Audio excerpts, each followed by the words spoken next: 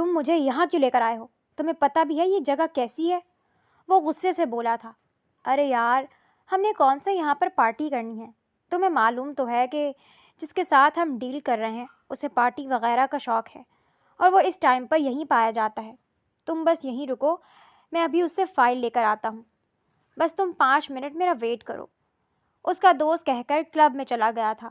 وہ اپنی گھڑی میں وقت دیکھتا بار بار اس کے آنے کا انتظار کر رہا تھا۔ 5 منٹ، 10 منٹ، جب وہ آدھے گھنٹے بعد بھی واپس نہ آیا تو وہ اسے دیکھنے کے لیے کلب کے اندر گیا، لیکن اچانک ہی اس کا ٹکراؤ کسی سے ہوا۔ اس نے حیرت اور غصے سے اسے دیکھا۔ تم یہاں کیا کر رہی ہو؟ وہ غصے سے چیخا تھا، جبکہ اس کی آواز پر وہ اچھل پڑی تھی۔ اس نے حیرت سے آگے پیچھے دیکھا اور پھر غور سے اس کے چہرے کی طرف دیکھا۔ اسے پہچانتے ہی لڑکی کے ماتھے پر ٹھنڈے پسینے آنے لگے تھے۔ میں نے پوچھا ہے کہ تم یہاں کیا کر رہی ہو؟ وہ اس کے مزید قریب آتا ہوا بولا۔ وہ آپ سے مطلب؟ اپنے کام سے کام رکھیں، وہ اپنا ڈر چھپاتی ہوئی بولی اور وہاں سے جانے لگی۔ یوشے سلطان نے آگے بڑھ کر اس کا ہاتھ تھاما ہی تھا کہ اچانک ہی وہاں پولیس سائرن کی آواز گونجی۔ وہ لوگ گیٹ پر ہی کھڑے تھے جہاں داخل ہوتے ہوئے پولیس آفیسر نے ان دونوں کو حراست میں لے لیا۔ یہ کیا کر رہے ہیں آپ؟ جیسے ہی پولیس آفیسر نے ہتھکڑی یوشے سلطان کے ہاتھ میں ڈالی، وہ غصے سے پھنکارا تھا۔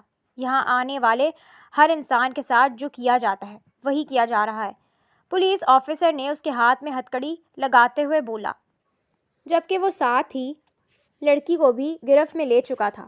میں یہاں صرف اپنے کام سے آیا تھا، جو آپ سمجھ رہے ہیں میں وہ نہیں ہوں، وہ فوراً بولا۔ ہاں، ہر کوئی پکڑے جانے کے بعد یہی کہتا ہے کہ وہ شریف گھرانے سے ہے، لیکن یہاں آنے والا کوئی شریف نہیں ہوتا۔ پولیس آفیسر نے یہ کہہ کر سلطان کو باہر کی طرف دھکیلا، جس سے اس کی پیشانی کی رگیں ابھر آئی تھیں۔ آج تک اس طریقے سے کسی نے بھی اسے ہاتھ نہیں لگایا تھا۔ ہاتھ لگانا تو دور کی بات، کسی نے اس سے اونچی آواز میں بات تک نہ کی تھی، اور یہ پولیس آفیسر اسے باہر کی جانب دھکیل رہا تھا۔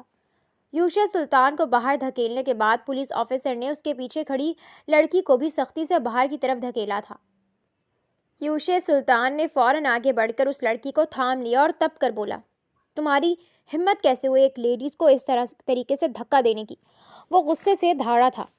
تم مجھے میری ڈیوٹی مت سکھاؤ، میں جانتا ہوں کہ کس کو کس طریقے سے ٹریٹ کرنا ہے، تم بس یہاں اپنے کام سے کام رکھو، پولیس آفیسر نے اس کی بات کا جواب دیتے ہوئے اکھڑ پن سے کہا تھا۔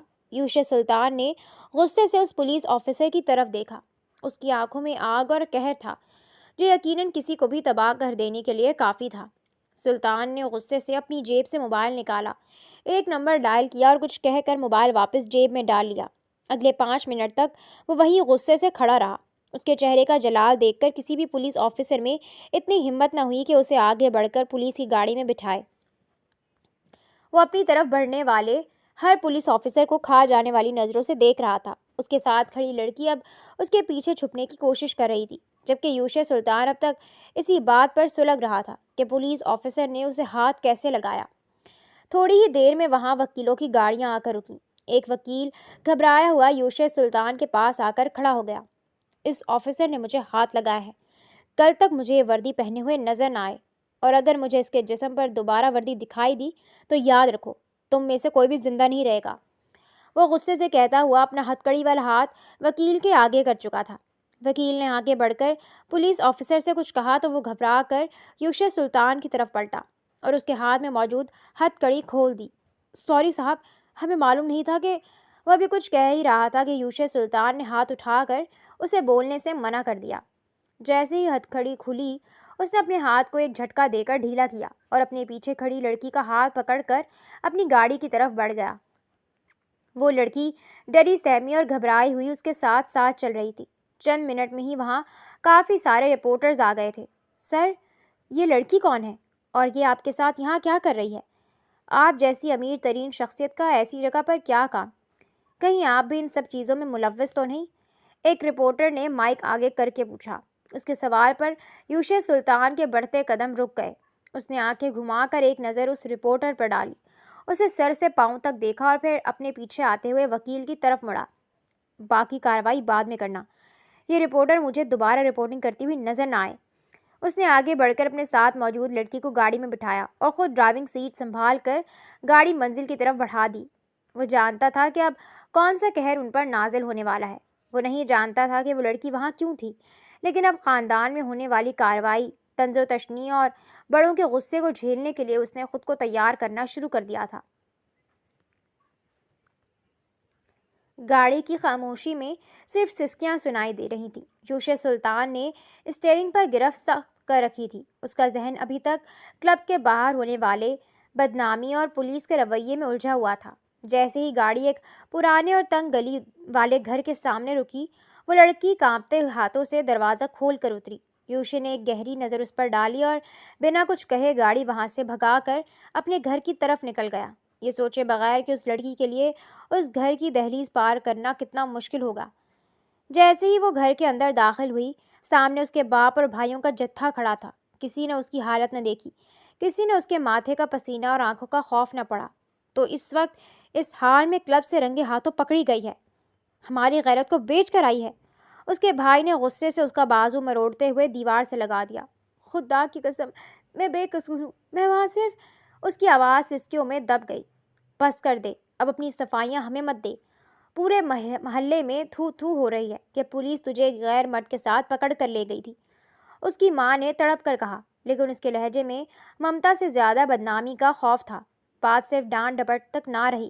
اس کے بھائی نے ہاتھ اٹھانے کی کوشش کی تو گھر کے بڑے یعنی اس کے باپ نے گرجدار آواز میں اسے روکا۔ باپ کا چہرہ غصے سے تمتما رہا تھا اور آنکھوں میں ایک عجیب سی صفاقی تھی۔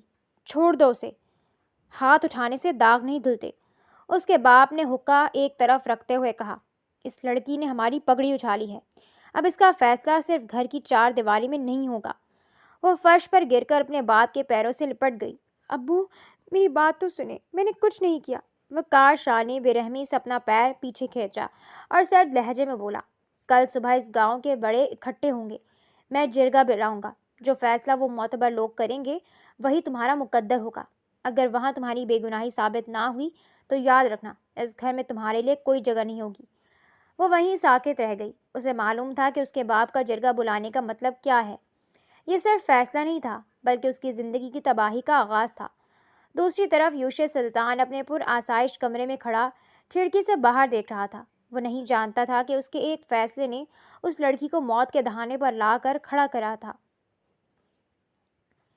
یوشے سلطان کی گاڑی سلطان ہاؤس کے وسیع عریض پورچ میں رکی۔ اسے معلوم تھا کہ خبر اس سے پہلے گھر پہنچ چکی ہوگی، لیکن اسے اس بات کی پرواہ نہیں تھی۔ وہ ہمیشہ کی طرح اپنے مخصوص رعب اور تکبر کے ساتھ گاڑی سے اترا۔ جیسے ہی اس نے لاؤنج کا رخ کیا، سامنے جہانگیر سلطان، یوشے کے والد، ایک بھاری بھرکم کرسی پر براجمان تھے، جبکہ ان کے قریب ہی ثروت بیگم، یوشے کی والدہ، پریشانی کے عالم میں کھڑی تھیں۔ دیوار پر لگی ان کے بزرگوں کی تصاویر جیسے اس وقت یوشے کو گھور رہی تھیں۔ یوشے سلطان، قدم وہیں روک لو۔ جہانگیر سلطان کی آواز لاؤنج کے در و دیوار سے ٹکرائی۔ وہ غصے سے کھڑے ہوئے، ان کی آنکھوں میں لالی تیر رہی تھی۔ بابا، میں آپ کو سب واضح کر سکتا ہوں، وہ صرف ایک… یوشے نے اپنی بات مکمل کرنی چاہی۔ وہ وقار شاہ کی بیٹی تھی۔ جہانگیر سلطان دھاڑے، ان کا غصہ اب قابو سے باہر تھا۔ جس خاندان سے ہماری پشتوں کی دشمنی چل رہی ہے، جس وقار شاہ کا نام لینا بھی ہم گناہ سمجھتے ہیں، تم اس کی بیٹی کے ساتھ کلب میں ہتھ کڑیوں میں جکڑے ہوئے پائے گئے ہو۔ تمہیں اندازہ ہے کہ یہ خبر ہمارے وقار کے لیے کتنی بڑی ضرب ہے؟ ثروت بیگم نے آگے بڑھ کر یوشے کا بازو تھاما۔ ان کی آواز میں غصہ اور دکھ دونوں تھے۔ بیٹا، تم جانتے تھے کہ ان لوگوں نے ہمارے بزرگوں کے ساتھ کیا کیا تھا، پھر بھی تم اسی لڑکی کے ساتھ… کیا تمہیں پورے شہر میں وہی ایک لڑکی ملی تھی جس کا ہاتھ پکڑ کر تم پولیس کے سامنے کھڑے تھے؟ یوشے نے اپنا جبڑا سختی سے بھیجا۔ اسے حورین سے کوئی ہمدردی نہیں تھی، لیکن جس طرح اسے مجرم بنا کر پیش کیا جا رہا تھا، وہ اسے ہضم نہیں ہو رہا تھا۔ میں وہاں اپنے کسی کام سے گیا تھا، وہ لڑکی وہاں کیا کر رہی تھی مجھے نہیں معلوم، اور جہاں تک ہاتھ پکڑنے کی بات ہے تو وہ پولیس آفیسر اسے دھکا دے رہا تھا، اور میں کسی عورت کی تذلیل برداشت نہیں کر سکتا، چاہے وہ دشمن کی بیٹی ہی کیوں نہ ہو۔ یوشے نے دو ٹوک لہجے میں جواب دیا۔ تذلیل؟ جہانگیر سلطان نے طنزیہ قہقہہ لگایا۔ وقار شاہ نے جرگہ بلا لیا ہے یوشے، اس نے اعلان کیا ہے کہ سلطان خاندان کے چشم و چراغ نے ان کی عزت پر ہاتھ ڈالا ہے۔ وہ اس دشمنی کو اب خون کے بدلے خون یا پھر کسی اور گھٹیا فیصلے کی طرف لے جانا چاہتا ہے۔ اس نے تمہیں وہاں بھی طلب کیا ہے۔ یوشے کی پیشانی کی رگیں تن گئیں۔ مجھ پر کوئی جرگہ حکم نہیں چلا سکتا، میں وہاں نہیں جاؤں گا۔ تمہیں جانا ہوگا، جہانگیر سلطان نے حتمی لہجے میں کہا۔ اگر تم نہ گئے تو یہ سمجھا جائے گا کہ سلطان خاندان بزدل ہے اور اپنی غلطی مان کر چھپ گیا ہے۔ ہم وہاں جائیں گے اور وقار شاہ کو اس کی اوقات یاد دلائیں گے۔ یوشے سلطان نے مٹھیاں بھیج لی۔ اسے احساس ہو رہا تھا کہ ایک معمولی سی غلط فہمی اسے اس دلدل میں لے آئی ہے جہاں سے نکلنے کا راستہ صرف دشمنی کا خاتمہ یا پھر کوئی بہت بڑی قربانی تھی۔ اگلے دن کی صبح سلطان حویلی کے وسیع صحن میں ایک عجیب سی خاموشی اور تناؤ تھا۔ گاؤں کے معززین اور دونوں خاندانوں کے مرد بڑی بڑی کرسیوں پر بیٹھے تھے جن کے درمیان فاصلہ ان کی برسوں پرانی دشمنی کی گواہی دے رہا تھا۔ یوشے سلطان سیاہ لباس میں ملبوس، چہرے پر وہی مخصوص غرور اور آنکھوں میں غصہ لیے ایک طرف بیٹھا تھا۔ اسے اپنے والد جہانگیر سلطان کی بات یاد تھی۔ آج جو بھی فیصلہ ہوگا ہمیں ماننا ہوگا کیونکہ ہماری ساکھ کا سوال ہے۔ اچانک سب کی نظریں حویلی کے اندرونی دروازے کی طرف اٹھیں۔ حورین نیلے رنگ کے سادہ سے جوڑے میں ملبوس، سر پر چادر لیے، کانپتے قدموں سے وہاں داخل ہوئی۔ اس کی نظریں جھکی ہوئی تھیں، لیکن جیسے ہی اس نے سر اٹھایا اس کی نظر سیدھی سامنے بیٹھے یوشے سلطان پر پڑی۔ یوشے اسے ایسی نظروں سے دیکھ رہا تھا جیسے وہ اسے کچا چبا جائے گا۔ اس کی نظروں میں واضح پیغام تھا کہ یہ سب کچھ تمہاری وجہ سے ہو رہا ہے۔ حورین کا دل زور سے دھڑکا۔ وہ اس شخص کی آنکھوں میں موجود نفرت دیکھ کر مزید سہم گئی۔ خاموشی کو وقار شاہ سلطان کی گرجدار آواز نے توڑا۔ معززین جرگہ، آپ سب گواہ ہیں کہ کل جو کچھ ہوا اس نے میری پگڑی خاک میں ملا دی۔ یہ شخص، انہوں نے یوشے کی طرف اشارہ کیا، جس کے خاندان سے ہماری دشمنی ہے، ہماری بیٹی کے ساتھ ایک ایسی جگہ پایا گیا جہاں شریف لوگ قدم بھی نہیں رکھتے۔ یہ سب اتفاق نہیں بلکہ یوشے سلطان کی ایک سوچی سمجھی سازش تھی تاکہ وہ ہماری عزت کو نیلام کر سکے۔ خاموش رہیں وقار شاہ۔ جہانگیر سلطان تپ کر کھڑے ہوئے۔ الزام لگانے سے پہلے اپنی بیٹی سے پوچھیں کہ وہ وہاں کیا کر رہی تھی۔ ہنگامہ بڑھنے لگا۔ دونوں طرف سے تلخ کلامی شروع ہو گئی۔ جرگے کے سربراہ نے میز پر ہاتھ مار کر سب کو خاموش کرایا۔ بس، بہت بحث ہو چکی۔ بات اب صرف ایک لڑکے یا لڑکی کی نہیں بلکہ دو خاندانوں کی عزت اور اس دشمنی کو ختم کرنے کی ہے۔ سربراہ نے گہرا سانس لیا اور حتمی فیصلہ سنایا۔ جرگے کا فیصلہ یہ ہے کہ اس داغ کو دھونے کا صرف ایک ہی طریقہ ہے۔ حورین کا نکاح ابھی اور اسی وقت یوشے سلطان سے کر دیا جائے۔ اس طرح یہ دشمنی رشتہ داری میں بدل جائے گی اور کسی کو انگلی اٹھانے کا موقع نہیں ملے گا۔ یہ سنتے ہی جیسے وہاں بم پھٹا ہو، یوشے سلطان بجلی کی تیزی سے کھڑا ہوا۔ اس کے ماتھے کی رگیں تن گئیں۔ یہ ناممکن ہے، میں اس لڑکی سے نکاح ہرگز نہیں کروں گا۔ وہ دھاڑا، یوشے بیٹھ جاؤ۔ جہانگیر سلطان نے اسے سختی سے ٹوکا۔ ان کی آنکھوں میں خاموش حکم تھا کہ اب پیچھے ہٹنے کا مطلب رسوائی ہے۔ حورین نے بے یقینی سے اپنے باپ کی طرف دیکھا جس نے صدمے اور غصے سے اپنی آنکھیں بند کر لی تھیں۔ اس کے پاس بھی اب کوئی راستہ نہیں تھا۔ نکاح خواں کو بلایا گیا اور چند ہی منٹوں میں اس بھری محفل میں حورین اور یوشے سلطان کا نکاح پڑھا دیا گیا۔ جب یوشے نے نکاح نامے پر دستخط کیے تو اس کے ہاتھ غصے سے کانپ رہے تھے۔ اس نے قلم پٹخا اور حورین کی طرف دیکھ کر سرد لہجے میں بڑبڑایا، تم نے جس جہنم میں قدم رکھا ہے اس کا اندازہ تمہیں جلد ہو جائے گا۔ حورین نے آنسوؤں بھری نظروں سے اسے دیکھا۔ اسے معلوم تھا کہ یہ نکاح اس کے لیے سکون نہیں بلکہ ایک نئی اور کڑی آزمائش کا آغاز تھا۔ نکاح کے فوراً بعد یوشے سلطان کا غصہ ایک جوالا مکھی کی طرح پھٹ پڑا تھا۔ وہ حورین کو تقریباً گھسیٹتے ہوئے اپنی گاڑی تک لایا اور اسے جھٹکے سے اندر بٹھا کر خود ڈرائیونگ سیٹ سنبھال لی۔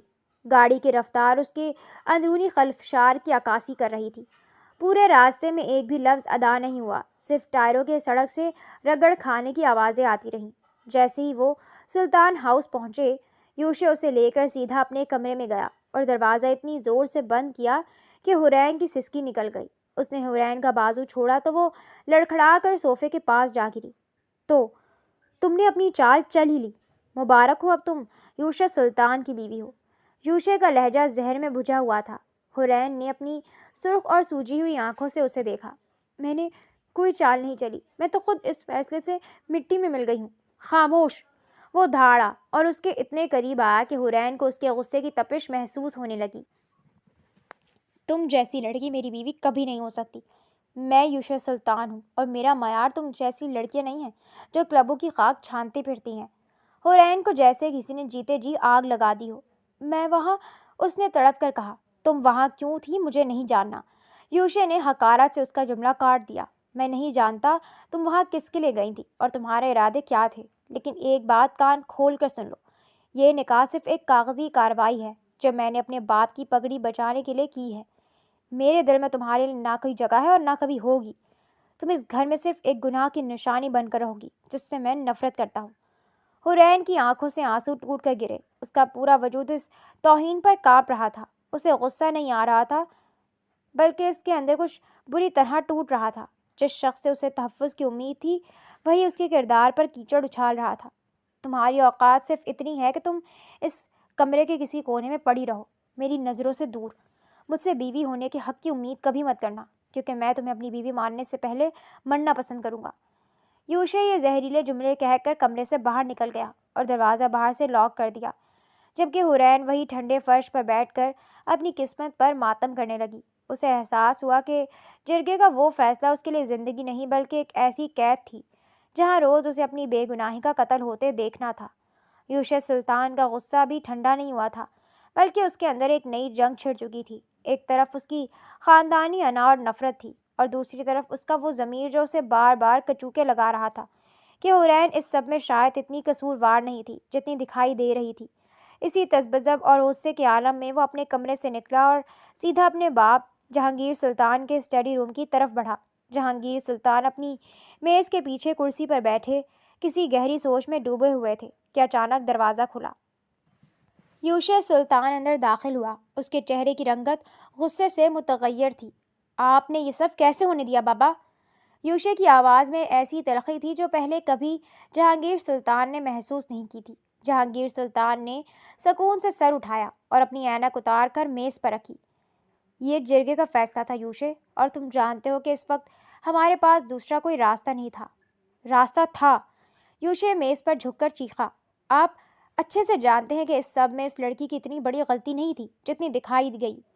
میں وہاں اپنے کام سے تھا اور وہ بھی شاید کسی دھوکے کا شکار ہوئی، لیکن آپ نے اسے میرے گلے کا توق بنا دیا۔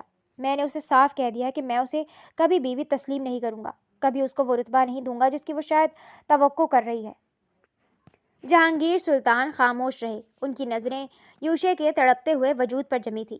لیکن میں اپنے ضمیر کو کیا جواب دوں؟ یوشے کا لہجہ اچانک دھیما اور کربناک ہو گیا۔ اس کے ساتھ جو ناانصافی ہوئی ہے اس کا بوجھ میں کیسے اٹھاؤں گا؟ میں نے ایک ایسی لڑکی سے نکاح کر لیا ہے جس کے خاندان سے ہمیں نفرت ہے، اور اب مجھے اسے اسی چھت کے نیچے رکھنا ہے۔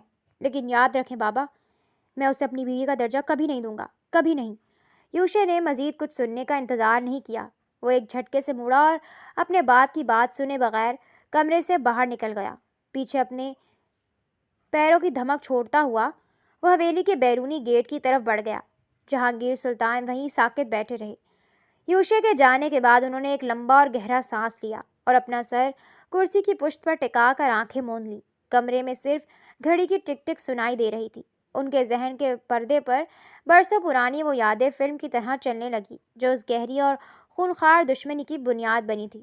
یہ دشمنی کسی معمولی زمین یا پانی کے جھگڑے پر نہیں تھی، بلکہ یہ ایک اعتبار کے قتل کی کہانی تھی۔ برسوں پہلے جہانگیر سلطان اور وقار شاہ سلطان نہ صرف بھائی تھے بلکہ ایک دوسرے کی جان تھے۔ ان کے والد یوشے کے دادا نے اپنی وصیت میں زمین کا ایک بڑا حصہ ایک یتیم خانے اور مسجد کے نام وقف کرنے کا فیصلہ کیا تھا، لیکن ایک رات وہ وصیت نامہ غائب ہو گیا اور اسی رات ان کے والد کا انتقال ہو گیا۔ وقار شاہ نے الزام لگایا کہ جہانگیر نے جائیداد ہتھیانے کے لیے اپنے باپ کو زہر دیا اور وصیت چھپا لی۔ دوسری طرف جہانگیر کے پاس ثبوت تھے کہ وقار شاہ نے جائیداد کے کاغذات بدل کر انہیں اپنے نام کرنے کی کوشش کی تھی۔ یہ بات اتنی بڑی کہ دونوں بھائیوں کے درمیان فائرنگ کا تبادلہ ہوا، جس میں ان کی اکلوتی بہن جو بیچ بچاؤ کروانے آئی تھی گولی لگنے سے جاں بحق ہو گئی۔ اس ایک موت نے محبت کو ابدی نفرت میں بدل دیا۔ جہانگیر کو یقین تھا کہ گولی وقار شاہ کی بندوق سے چلی تھی، جبکہ وقار شاہ کا دعویٰ تھا کہ جہانگیر کی گولی نے ان کی بہن کی جان لی۔ وہ خون جس نے زمین کو سرخ کیا تھا آج تک دونوں خاندانوں کے درمیان ایک ایسی دیوار بن کر کھڑا تھا جسے نہ وقت گرا سکا تھا اور نہ کوئی صلح۔ آج یوشے اور حورین کا نکاح اسی دیوار میں ایک ایسی درار تھی جو یا تو اس دیوار کو گرا دے گی یا پھر دونوں خاندانوں کو ملبے تلے دبا دے گی۔ رات کے پچھلے پہر جب یوشے سلطان حویلی واپس لوٹا تو باہر آسمان سیاہ بادلوں کی لپیٹ میں تھا۔ وہ بوجھل قدموں سے اپنے کمرے کی طرف بڑھا جہاں اس کا خیال تھا کہ حورین اب تک آرام کر رہی ہوگی، لیکن جیسے ہی اس نے دروازہ کھولا اس کی آنکھیں حیرت اور پھر شدید غصے سے پھیل گئیں۔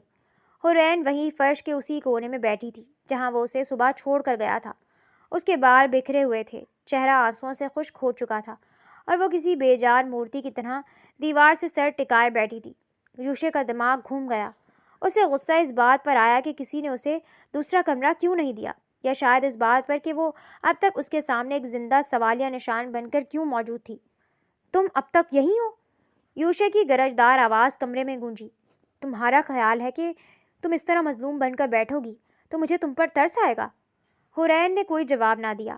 اس کی خاموشی یوشے کی انا پر تازیانے کی طرح لگی۔ اسی لمحے باہر زوردار بجلی کڑکی۔ حورین کا پورا وجود لرز اٹھا اور اس نے بے اختیار اپنے کانوں پر ہاتھ رکھ لیے۔ یوشے کو اس بات کا علم نہ تھا کہ حورین کو بچپن سے آسمانی بجلی کی کڑک سے فوبیا ہے اور وہ اس خوف سے جان لیوا حد تک ڈرتی ہے۔ یہ ڈرامے مجھ پر نہیں چلیں گے۔ یوشے نے آگے بڑھ کر اس کا بازو جھٹکے سے تھاما۔ اگر تمہیں کمرے کی رونقیں پسند نہیں ہیں تو پھر باہر کی ٹھنڈک کا مزہ چکھو۔ وہ اسے گھسیٹتا ہوا کمرے سے متصل وسیع گیلری کی طرف لے گیا۔ باہر بارش شروع ہو چکی تھی اور ہوا کے تھپیڑے اندر آ رہے تھے۔ اس نے حورین کو گیلری کے فرش پر دھکیلا اور فوراً شیشے کا بھاری دروازہ اندر سے لاک کر دیا۔ تم ساری رات یہیں تڑپو گی، شاید پھر تمہیں عقل آ جائے کہ یوشے سلطان کی خاموشی سے ٹکرانے کا انجام کیا ہوتا ہے، اس نے سرد لہجے میں کہا اور پلٹ کر اپنے بیڈ پر جا بیٹھا۔ باہر طوفان کی شدت بڑھنے لگی۔ جب پہلی بار بجلی کڑکی تو حورین نے دیوانہ وار دروازہ بجانا شروع کیا۔ یوشے پلیز دروازہ کھولے، مجھے ڈر لگ رہا ہے، یوشے۔ اس کی آواز بارش کے شور میں دب رہی تھی۔ یوشے نے کانوں میں جیسے روئی ٹھونس لی تھی۔ وہ آرام سے فائلیں دیکھ رہا تھا، یہ سوچ کر کہ وہ تھک ہار کر چپ ہو جائے گی۔ جب دوسری بار بجلی کی کڑکنے سے آسمان چمکا تو حورین نے وحشت کے عالم میں دروازہ پیٹنا شروع کر دیا۔ اس کے ناخن شیشے پر رگڑ کھا رہے تھے، اس کا سانس پھول رہا تھا اور خوف کی وجہ سے اس کا دل ڈوبنے لگا تھا۔ چوتھی بار جب بجلی کی ایک چمکدار لہر نے پوری گیلری کو روشن کیا تو حورین کے حلق سے ایک دل خراش چیخ نکلی۔ خدا کے لیے دروازہ کھول دیں، میں مر جاؤں گی یوشے۔ یوشے نے جب اس کی آواز میں وہ سچی وحشت اور بے بسی سنی تو اسے پہلی بار احساس ہوا کہ کچھ غلط ہو رہا ہے۔ وہ تیزی سے اٹھا اور جیسے ہی اس نے دروازے کا لاک کھولا ایک سرد لہر اندر آئی۔ حورین کی ہمت جواب دے چکی تھی۔ جیسے ہی دروازہ کھلا وہ ایک کٹی ہوئی ٹہنی کی طرح سیدھی یوشے کی باہوں میں جھول گئی۔ اس کا جسم برف کی طرح ٹھنڈا تھا اور وہ تیز بخار میں تپ رہی تھی۔ یوشے نے اسے تھاما تو اسے اندازہ ہوا کہ وہ بے ہوش ہو چکی ہے۔ اس کے چہرے پر خوف کے نشانات ابھی تک نقش تھے۔ یوشے نے اسے بستر پر لٹایا، اس کے ہاتھ پاؤں ٹھنڈے پڑ چکے تھے۔ اس لمحے یوشے سلطان کے انا کے بت جیسے پاش پاش ہونے لگے۔ اسے احساس ہوا کہ اپنی نفرت میں وہ ایک نازک جان کو موت کے اتنے قریب لے گیا تھا جہاں سے واپسی مشکل ہو سکتی تھی۔ وہ وہیں بیڈ کے پاس بیٹھ گیا۔ اس کی نظریں حورین کے پیلے پڑتے ہوئے چہرے پر جمی تھیں جبکہ باہر طوفان اب بھی جاری تھا، بالکل ویسے ہی جیسے اب یوشے کے دل کے اندر ایک نیا طوفان سر اٹھا رہا تھا۔ کمرے میں سناٹا تھا مگر باہر طوفان کی گھن گرج اب بھی جاری تھی۔ یوشے نے حورین کو بستر پر لٹایا تو اس کا پور پور کانپ رہا تھا۔ اس کے ہونٹ نیلے پڑ چکے تھے اور ہاتھ پاؤں کی ٹھنڈک یوشے کے دل میں انجانے خوف کی لہریں پیدا کر رہی تھی۔ اس نے فوراً اپنا فون نکالا اور اپنے قریبی دوست جو کہ ایک ماہر ڈاکٹر تھا اسے کال ملائی۔ ہیلو ارحم یار، میری بات سنو، ایک ایمرجنسی ہے۔ یوشے کی آواز میں پہلی بار لڑکھڑاہٹ تھی۔ خیریت یوشے، اس وقت کال؟ ارحم دوسری طرف سے حیران ہوا۔ میری بیوی، اسے بہت شدید ٹھنڈ لگ گئی ہے، وہ بارش میں باہر رہ گئی تھی اور اب اس کا جسم نیلا پڑ رہا ہے، اسے ہوش نہیں آ رہا اور بخار کی تپش بڑھتی جا رہی ہے۔ میں اسے اس طوفان میں ہسپتال نہیں لا سکتا، تم بتاؤ میں کیا کروں؟ دوسری طرف ارحم چند لمحوں کے لیے خاموش ہو گیا، پھر حیرت سے چیخا، بیوی؟ یوشے تم نے شادی کب کی اور یہ سب ہوا کیسے؟ ارحم یہ سب پوچھنے کا وقت نہیں ہے، یوشے جھنجھلا کر بولا۔ ارحم نے صورتحال کی سنجیدگی کو بھانپتے ہوئے سنجیدہ لہجے میں کہا، دیکھو یوشے، اگر وہ نیلی پڑ رہی ہے تو اس کا مطلب ہے اس کا بلڈ پریشر خطرناک حد تک گر رہا ہے اور خون جم رہا ہے۔ اسے فوری طور پر جسمانی گرمائش کی ضرورت ہے، وہ دو اسے، اور اگر تم اسے اپنی گرمائش نہیں دے سکتے تو اسے فوراً کسی طرح ہسپتال پہنچاؤ، ورنہ اس کا بچنا مشکل ہے۔ اسے اپنے حصار میں لو تاکہ تمہارے جسم کی حرارت اس کے اندر منتقل ہو سکے۔ یوشے نے بنا کچھ کہے رابطہ منقطع کر دیا۔ اس کے سامنے ایک طرف اس کی انا اور نفرت تھی اور دوسری طرف ایک معصوم لڑکی کی زندگی۔ اس نے حورین کے نیلے پڑتے چہرے کو دیکھا۔ وہ اس وقت موت اور زندگی کی کشمکش میں تھی۔ یوشے نے ایک گہرا سانس لیا اور اپنی انا کو ایک طرف پٹخ دیا۔ اس نے اپنی شرٹ اتاری اور پھر لرزتے ہاتھوں سے حورین کے گیلے لباس کو ہٹایا۔ اسے اپنے حصار میں لیتے ہوئے یوشے نے اسے اپنے سینے سے لگا لیا۔ اس کا اپنا وجود آگ کی طرح تپ رہا تھا جبکہ حورین برف کی طرح ٹھنڈی تھی۔ اس نے حورین کی پیشانی، اس کے گالوں اور پھر اس کے گردن پر گہرے لمس چھوڑے تاکہ اس کے بدن میں زندگی کی لہر دوڑا سکے۔ جب اس نے حورین کو اپنے بازوں کے مضبوط حصار میں لیا تو پہلی بار اسے احساس ہوا کہ وہ کتنی نازک اور کتنی خوبصورت ہے۔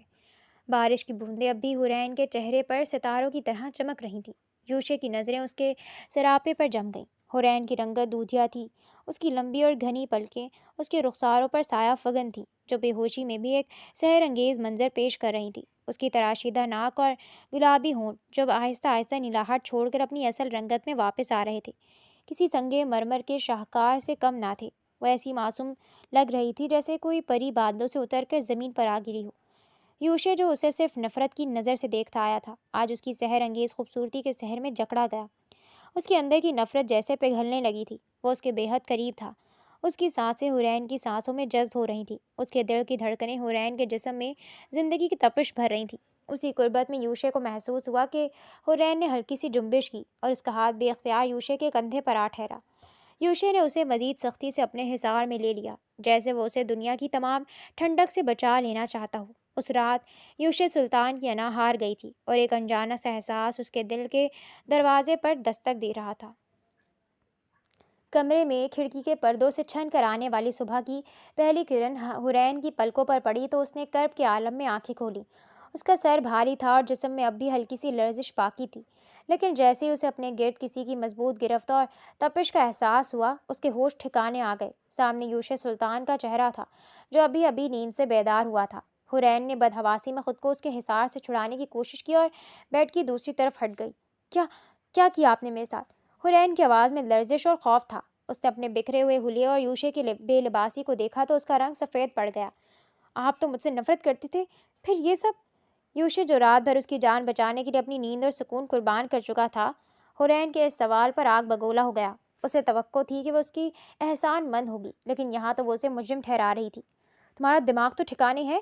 یوشے دھاڑتا ہوا بیڈ سے اٹھا اور ایک ہی جھٹکے میں حورین کا بازو پکڑ کر اسے اپنی طرف کھینچا۔ رات تم دم توڑ رہی تھی، تمہارا جسم نیلا پڑ رہا تھا، میں نے اپنی انسانیت دکھائی کہ تمہیں موت کے منہ سے نکال لایا اور تم مجھ سے حساب مانگ رہی ہو؟ انسانیت یا ہوس؟ حورین کے منہ سے یہ جملہ بے اختیار نکل گیا۔ وہ اپنی تذلیل اور رات کے خوف میں اتنی گھری ہوئی تھی کہ اسے اندازہ ہی نہ ہوا کہ وہ کیا بول رہی ہے۔ یہ سنتے ہی یوشے کی آنکھوں میں خون اتر آیا۔ اس کی انا جو رات بھر کی تیمارداری سے تھوڑی نرم پڑی تھی اب ایک زخمی شیر کی طرح بفر گئی۔ ہوس؟ یوشے نے دانت پیستے ہوئے اسے دیوار سے جا لگایا۔ اس کا چہرہ حورین کے چہرے کے اس قدر قریب تھا کہ حورین کو اپنی سانسیں رکتی ہوئی محسوس ہوئیں۔ تمہارا خیال ہے کہ یوشے سلطان کو تمہارے جیسے کلب میں پائی جانے والی لڑکی کے لیے ہوس کی ضرورت ہے؟ اگر میں چاہتا تو رات خاموشی سے تمہیں مرنے دیتا، لیکن اب تم نے مجھے چیلنج کیا ہے۔ اس نے حورین کی ٹھوڑی کو سختی سے پکڑ کر اونچا کیا اور زہریلے لہجے میں بولا، جو رات نہیں ہوا وہ اب ہوگا، تاکہ تمہیں یاد رہے کہ تم کس کے سامنے ہو۔ یوشے اس کے چہرے پر غصے سے جھکا تو حورین نے خوف اور کراہت کے ملے جلے جذبات سے اپنا چہرہ دوسری طرف پھیر لیا۔ یہ حرکت یوشے کی انا پر ایک اور کاری ضرب تھی۔ اس نے ایک وحشیانہ جھٹکے سے حورین کا چہرہ واپس اپنی طرف موڑا۔ اس کی گرفت اتنی مضبوط تھی کہ حورین کو اپنا جبڑا ٹوٹتا ہوا محسوس ہوا۔ درد کی ایک لہر اس کے پورے وجود میں دوڑ گئی، لیکن یوشے کے دل میں رحم کا کوئی خانہ موجود نہ تھا۔ مجھ سے نظریں چرانے کی ہمت مت کرنا حورین یوشے سلطان۔ یوشے کی آواز کسی زخمی شیر کی طرح دھاڑ جیسی تھی۔ اس نے حورین کو بیڈ پر گرایا اور خود اس پر سایہ فگن ہو گیا۔ حورین اب اپنے ہی کہے ہوئے الفاظ پر آنسو بہا رہی تھی۔ وہ پچھتا رہی تھی کہ آخر اس نے ہوس جیسا سنگین لفظ استعمال ہی کیوں کیا۔ اسے معلوم تھا کہ یوشے سلطان ایک مغرور اور ضدی مرد ہے جس کی انا کو چھیڑنے کا مطلب موت کو دعوت دینا ہے۔ یوشے کے چہرے پر غصہ چھایا ہوا تھا۔ وہ غصے سے اس کی گردن پر جھکا۔ اس کے لمس میں اس قدر شدت اور وحشت تھی کہ حورین کا پورا جسم جی جان سے کانپ اٹھا۔ وہ ابھی صرف 17 سال کی تھی، ایک کلی جیسی معصوم لڑکی جسے دنیا کے گرم و سرد کا اندازہ تک نہ تھا۔ اس کی عمر اتنی نہ تھی کہ وہ ایک تپتے ہوئے مرد کے اس قہر کو برداشت کر پاتی، لیکن وہ اپنی زبان کی غلطی سے یہ سزا خود ہی منتخب کر چکی تھی۔ پلیز چھوڑ دے مجھے، مجھ سے غلطی ہو گئی۔ وہ ایک آخری بار ہچکیاں لیتے ہوئے بولی تھی۔ اس کی آواز میں التجا اور ٹوٹا ہوا مان تھا، لیکن یوشے سلطان کے کان اب بہرے ہو چکے تھے۔ اس نے حرین کے التجا کرتے الفاظ اس کے لبوں سے ہی چن لیے۔ یہ ایک جبری خاموشی تھی، ایک ایسا لفظ جس میں محبت کا دور دور تک نشان نہ تھا۔ حرین تڑپتی رہی۔ اس نے اپنے ننھے ہاتھوں سے یوشے کے مضبوط سینے کو پیچھے دھکیلنے کی کوشش کی، لیکن یوشے ایک پہاڑ کی طرح اس پر مسلط تھا۔ وہ اسے یہ باور کروانا چاہتا تھا کہ جس مرد پر اس نے ہوس کا الزام لگایا ہے، وہ مرد جب چاہے اس پر اپنا حق جتا سکتا ہے۔ کمرے میں صرف حرین کی دبی دبی سسکیوں کا شور تھا، جو شیشے کی کھڑکیوں سے ٹکرا رہی تھی۔ یوشے کی گرفت میں اتنی سختی تھی کہ حرین کی سفید بازوں پر اس کی انگلیوں کے نیلے نشان ابھرنے لگے تھے۔ یوشے نے اس کے قرب میں وہ تمام حدیں پار کر دی جو ایک شوہر اور بیوی کے درمیان ہوتی ہیں، لیکن ان حدوں میں جذبوں کی وہ پاکیزگی مفقود تھی جو نکاح کے بندھن کا اصل حسن ہوتی ہے۔ اس نے حرین کی گردن اور شانوں پر اپنی نفرت اور انا کے وہ نشانات چھوڑے جو شاید کبھی مٹ نہ پاتے۔ حرین کا سانس اکڑ رہا تھا، اس کا دل اتنی زور سے دھڑک رہا تھا جیسے سینہ چاک کر کے باہر نکل آئے گا۔ کافی دیر تک حرین کی تڑپ اور مزاحمت جاری رہی، لیکن یوشے اپنی مرضی کا مالک تھا۔ جب اس کی انا کی آگ تھوڑی ٹھنڈی ہوئی تب وہ خود ہی اس سے پیچھے ہٹا۔ اس کے چہرے پر ابھی بھی وہی سختی تھی، لیکن آنکھوں میں ایک عجیب سا خالی پن آ گیا تھا۔ وہ بیڈ کے کنارے پر بیٹھ گیا۔ حرین وہیں بیڈ کے کونے میں سمٹ گئی تھی۔ اس نے چادر اپنے گرد لپیٹ لی تھی جیسے وہ خود کو یوشے کی نظروں سے چھپانا چاہتی ہو۔ اس کے بال چہرے پر بکھرے ہوئے تھے اور آنکھیں بے نور ہو چکی تھی۔ وہ 17 سالہ لڑکی آج چند گھنٹوں میں ہی برسوں بڑی ہو گئی تھی۔ اس کے اندر کی معصومیت دم توڑ چکی تھی۔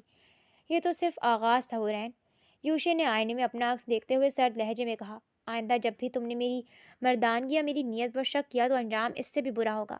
تم اب اس گھر کی قیدی ہو اور قیدیوں کو زبان درازی کی اجازت نہیں ہوتی۔ یوشے نے ایک نظر اس کے شکستہ وجود پر ڈالی جو بیڈ پر ڈھیر تھا، اور بنا کسی ہمدردی کے کمرے سے باہر نکل گیا۔ دروازہ بند ہونے کی آواز حرین کے دل پر کسی ہتھوڑے کی طرح لگی۔ وہ وہیں بیٹھی روتی رہی۔ اس کا جسم درد سے چور تھا اور ضرور زخمی۔ اسے احساس ہوا کہ جرگہ کا وہ فیصلہ سچ میں اس کی زندگی کا سب سے بڑا قہر بن کر نازل ہوا تھا۔ جہانگیر سلطان اپنی مرحومہ بہن کی تصویریں تلاش کر رہے تھے۔ اچانک ان کے ہاتھ ایک پرانا بوسیدہ خط لگا جو اس رات کے حادثے کے چند گھنٹے بعد کسی ملازم نے چھپا دیا تھا۔ جیسے جیسے جہانگیر سلطان نے وہ خط پڑھا، ان کے چہرے کی رنگت زرد پڑتی گئی اور دل کی دھڑکن بے ترتیب ہونے لگی۔ جہانگیر سلطان کا سانس اکھڑنے لگا، سینے میں اٹھنے والا شدید درد انہیں صوفے پر گرا گیا۔ یوشے سلطان جو اپنے باپ کے پاس وقت گزارنے کے لیے آیا تھا، تیزی سے اپنے باپ کے پاس آیا تھا، لیکن اپنے باپ کو یوں ڈھیر ہوتا دیکھ اس کا دل دہل گیا تھا۔ وہ بدحواسی سے ان کی طرف بڑھا۔ کیا ہوا ہے بابا؟ اس نے چیخ کر ملازم کو بلایا تھا۔ ملازم کمرے میں داخل ہوا تو جہانگیر سلطان نے ہانپتے ہوئے یوشے کو خود سے تھوڑا سائڈ پر کیا اور اسے خاموش رہنے کا اشارہ کیا۔ انہوں نے لرزتے ہاتھوں سے ملازم کو اشارہ کیا۔ وقار شاہ کو بلاؤ ابھی۔ یوشے نے انہیں کہا ہے کہ وہ انہیں ڈاکٹر کے لے جائے، لیکن انہوں نے صاف صاف منع کر دیا تھا۔ تھوڑی دیر میں حویلی کے باہر ایک گاڑی آواز کے ساتھ رکی۔ وقار شاہ سلطان، جن کے چہرے پر اب بھی وہی پرانی تپش تھی، غصے اور حیرت کے عالم میں اندر داخل ہوئے۔ انہیں لگ رہا تھا کہ شاید یوشے اور حرین کے معاملے پر کوئی نئی جنگ شروع ہونے والی ہے۔ جہانگیر، اب کیا تماشا باقی ہے؟ کروا تو دی میری ذلت، اب اور کیا چاہتے ہو؟ وقار شاہ کی آواز لاؤنج میں گونجی۔ جہانگیر سلطان، جو بڑی مشکل سے سہارا لے کر کھڑے ہوئے تھے، اپنے بھائی کی آواز سن کر تڑپ اٹھے۔ جیسے ہی وقار شاہ قریب آئے، جہانگیر نے سب کی حیرت کی انتہا نہ چھوڑی اور لڑکھڑاتے ہوئے اپنے بھائی کے پاؤں میں گر گئے۔ معاف کر دو بھائی، مجھے معاف کر دو۔ جہانگیر کی آواز میں چھپا کر وقار شاہ کے غصے کو برف کی طرح پگھلانے لگا۔ وقار شاہ نے تیزی سے جھک کر اپنے بھائی کو کندھوں سے تھاما۔ یہ کیا کر رہے ہو جہانگیر؟ ہوش میں آؤ۔ جہانگیر نے وہ بوسیدہ خط وقار شاہ کے ہاتھ میں تھما دیا اور ہچکیاں لیتے ہوئے بولے، ہمیں کسی اور نے مارا تھا وقار، ہماری بہن کا قاتل تم نہیں تھے۔ وہ تو دشمنوں کی چال تھی۔ میں نے برسوں تمہیں مجرم سمجھا، تمہاری بیٹی کی زندگی اجیرن کی، اپنے بیٹے کے دل میں زہر بھرا۔ میں کتنا بڑا گنہگار ہوں۔ وقار شاہ نے جب وہ خط پڑھا تو ان کے ہاتھ لرزنے لگے۔ برسوں کی وہ آگ، وہ نفرت، وہ انا جو ان کے درمیان دیوار بن کر کھڑی تھی، ایک لمحے میں مسمار ہو گئی۔ خط میں اس وقت کے ایک قریبی کاروباری حریف کا اعتراف جرم تھا جس نے جائیداد کے لالچ میں دونوں بھائیوں کو لڑوایا تھا، اور وہ گولی بھی اسی کے آدمی نے چلائی تھی جس نے ان کی بہن کی جان لی تھی۔ وقار شاہ بے گناہ تھا۔ وہ دشمنی جس نے 2 نسلیں تباہ کر دیں، وہ ایک جھوٹ پر مبنی تھی۔ دونوں بھائیوں کی آنکھوں سے آنسو بہہ رہے تھے۔ وہ دشمنی جس نے ان کے خاندان کو 2 حصوں میں بانٹ دیا تھا، آج ایک سچ کے سامنے دم توڑ چکی تھی۔ جہانگیر سلطان نے وقار شاہ کا ہاتھ اپنے سینے پر رکھا۔ مجھے معاف کر دو بھائی۔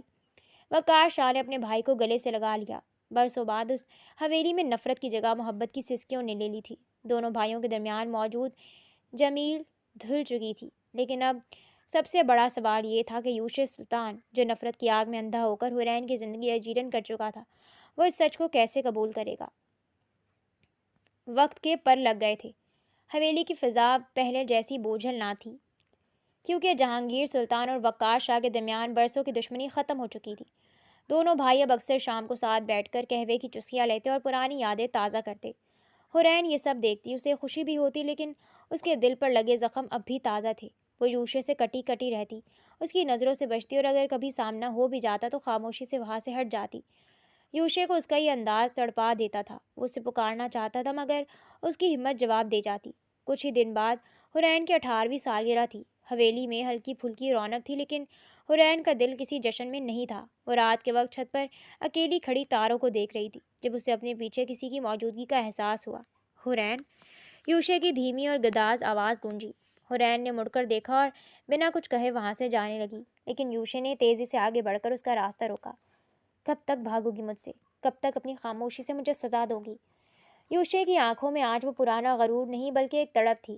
حرین نے اپنی جھیل جیسی آنکھوں میں آنسو چھپاتے ہوئے کہا، آپ کو کیا فرق پڑتا ہے؟ میں تو وہی کلب والی لڑکی ہوں نا جس سے آپ کو گھن آتی تھی۔ یوشے کا دل ان الفاظ پر کٹ کر رہ گیا۔ اس نے تڑپ کر حرین کے دونوں ہاتھ تھام لیے۔ خدا کے لیے مجھے وہ یہ سب یاد مت دلاؤ۔ میں اندھا ہو گیا تھا اپنی انا میں۔ میں نہیں جانتا تھا کہ تم کتنی پاکیزہ ہو۔ میں نے جو کچھ تمہارے ساتھ کیا اس کے لیے میں زندگی بھر بھی معافی مانگوں تو کم ہے۔ حرین نے اپنا ہاتھ چھڑانے کی کوشش کی، لیکن یوشے نے اسے مزید قریب کر لیا۔ حرین، میں جانتا ہوں تم ابھی صرف 18 سال کی ہو۔ میں نے تمہاری معصومیت کو کچلا ہے، لیکن سچ تو یہ ہے کہ جس دن سے میں نے تمہیں اپنی باہوں میں لیا اس دن سے میں خود کو ہار چکا ہوں۔ مجھے تم سے محبت ہو گئی ہے حرین، ایسی محبت جو میں نے کبھی محسوس نہیں کی۔ حرین ساکت رہ گئی۔ اسے یقین نہیں آ رہا تھا کہ یہ وہی یوشے سلطان ہے جو اس پر قہر بن کر ٹوٹا تھا۔ آج تمہاری برتھ ڈے ہے اور میں تمہیں تحفے میں تم سے صرف ایک موقع مانگتا ہوں۔ کیا تم مجھے معاف کر کے اس رشتے کو ایک سچی شروعات دے سکتی ہو؟ میں تمہیں وہ تمام خوشیاں دوں گا جن کی تم حقدار ہو۔ یوشے نے پہلی بار اپنی انا کو مکمل طور پر اس کے قدموں میں ڈھیر کر دیا تھا۔ حرین کی آنکھوں سے آنسو ٹوٹ کر گرے، لیکن یہ آنسو درد کے نہیں بلکہ ایک نئی امید کے تھے۔ وہ یوشے کی آنکھوں میں سچائی دیکھ سکتی تھی۔ رات کی سیاہی میں چاند کی چاندنی حویلی کی چھت پر بکھری۔ یوشے سلطان نے حرین کے لرزتے ہاتھوں کو اپنے مضبوط ہاتھوں میں تھام لیا۔ حرین کی نظریں جھکی ہوئی تھی، اور اب بھی اس تلخ ماضی کے سائے سے آزاد نہیں ہو پا رہی تھی جو یوشے نے اسے دیا تھا۔ حرین، میں جانتا ہوں کہ الفاظ ان زخموں کو نہیں بھر سکتے جو میں نے تمہاری روح پر لگائے ہیں۔ یوشے کی آواز میں ایسی ندامت تھی جو حرین نے پہلے کبھی نہیں دیکھی تھی۔ میں اپنی انا کے اندھیرے میں تم جیسی معصوم لڑکی کی سچائی نہیں دیکھ سکا، لیکن آج میں تمہارے سامنے اپنی ہر خطا کا اعتراف کرتا ہوں۔ وہ گھٹنوں کے بل اس کے سامنے جھک گیا، جیسے کوئی گنہگار اپنے رب کے سامنے جھکتا ہے۔ آج تمہاری 18ویں سالگرہ پر میں تمہیں وہ تمام عزت اور مقام دینا چاہتا ہوں جس کی تم حقدار ہو۔ میں تم سے سچی محبت کرنے لگا ہوں حرین۔ کیا تم مجھے ایک موقع دو گی کہ میں تمہارے آنسوؤں کو مسکراہٹوں میں بدل سکوں؟ حرین کی آنکھوں سے آنسو ٹوٹ کر یوشے کے ہاتھ پر گرا۔ اس نے محسوس کیا کہ یوشے کا لمس اب جبر کا نہیں بلکہ تحفظ کا احساس دلا رہا تھا۔ اس نے دھیرے سے اپنا ہاتھ یوشے کے کندھے پر رکھ دیا، جو اس بات کی علامت تھی کہ اس نے اپنی زندگی